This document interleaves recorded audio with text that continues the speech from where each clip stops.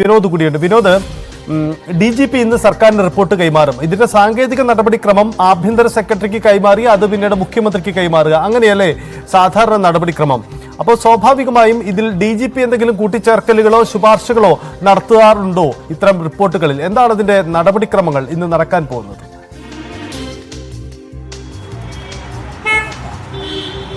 സൈത്ത്, നിലവിലെ സാഹചര്യത്തിൽ എന്തെങ്കിലും ഒരു കൂട്ടിച്ചേർക്കൽ DGPയുടെ ഭാഗത്തു നിന്ന് ഉണ്ടാകുമെന്ന് കരുതുക വയ്യ.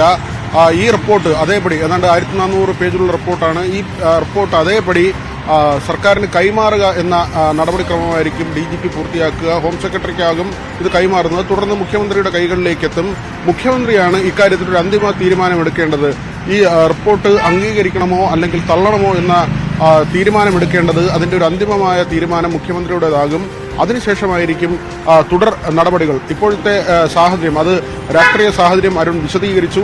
CPI ഉന്നയിക്കുന്ന എതിർപ്പ് ഈ റിപ്പോർട്ടിനെ പാടെ തള്ളിക്കളഞ്ഞുകൊണ്ട് പരസ്യമായി തന്നെ CPI രംഗത്തെത്തുമ്പോൾ മുഖ്യമന്ത്രി ഈ റിപ്പോർട്ട് അംഗീകരിച്ചാൽ അത് രാഷ്ട്രീയമായി പല ചലനങ്ങൾക്കും വഴിവെക്കുമെന്ന കാര്യം ഉറപ്പാണ്.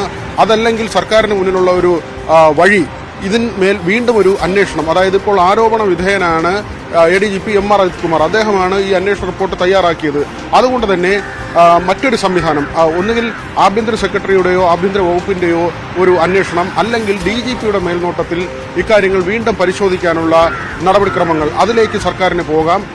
അതുമല്ലെങ്കിൽ ജുഡീഷ്യൽ അന്വേഷണമാണ്. അത് പ്രതിപക്ഷം ആവശ്യപ്പെടുന്നുണ്ട്, BJP ആവശ്യപ്പെടുന്നുണ്ട്. ഇപ്പോഴത്തെ ഒരു സാഹചര്യത്തിൽ ജുഡീഷ്യൽ അന്വേഷണത്തിലേക്ക് സർക്കാർ പോകുമോ എന്ന കാര്യം വ്യക്തമല്ല.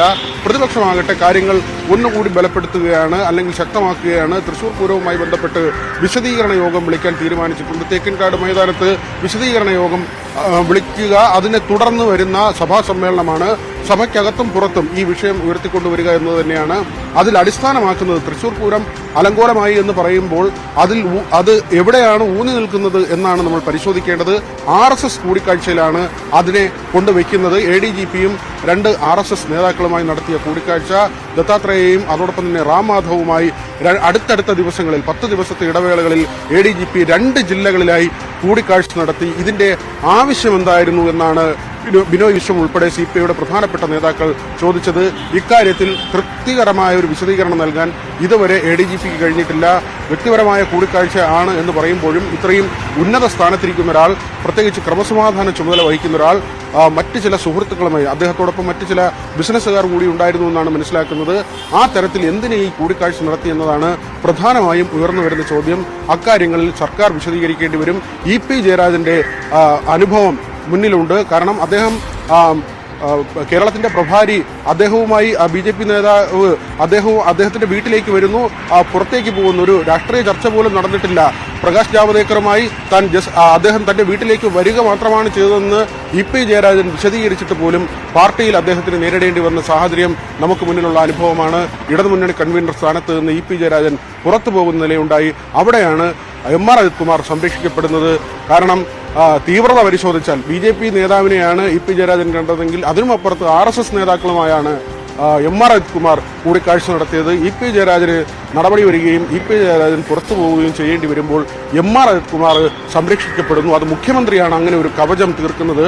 അദ്ദേഹത്തെ മാറ്റി നിർത്തിയുള്ള അന്വേഷണം, അതിന് പോലും മുഖ്യമന്ത്രി തയ്യാറാകുന്നില്ല. ഇത് തന്നെയാണ് CPIയെ ചൊടിപ്പിക്കുന്നത്. CPI മാത്രമല്ല, RJDയും NCPയും ഉൾപ്പെടെയുള്ള പാർട്ടികൾ ഇതിൽ എതിർപ്പ് പ്രകടിപ്പിച്ചു കഴിഞ്ഞു. അതുകൊണ്ട് തന്നെ ഈ വരും ദിവസങ്ങൾ ഏത് നിലയ്ക്കാകും പോവുക? അത് ജുഡീഷ്യൽ അന്വേഷണം എന്നതിന് സർക്കാർ വഴങ്ങുമോ, അതല്ലെങ്കിൽ ഈ റിപ്പോർട്ട് പൂർണ്ണമായും അംഗീകരിക്കുമോ, അതല്ല ഈ റിപ്പോർട്ടിന് മുകളിൽ മറ്റൊരു അന്വേഷണം പ്രഖ്യാപിക്കുമോ? ഇത്തരം കാര്യങ്ങളെല്ലാം, ഇത്തരം സാധ്യതകളെല്ലാം നിലനിൽക്കുന്നുണ്ട്.